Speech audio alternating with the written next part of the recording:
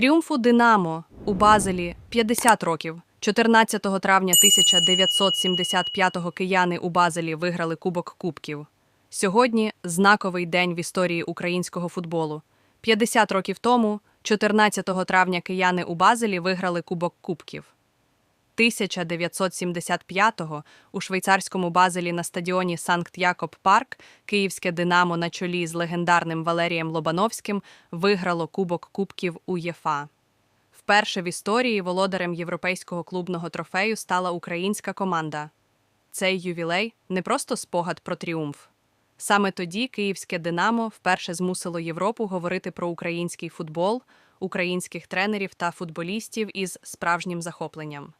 Вітаємо всіх причетних до цієї легендарної сторінки нашої спортивної історії і шануємо пам'ять тих, кого вже немає з нами.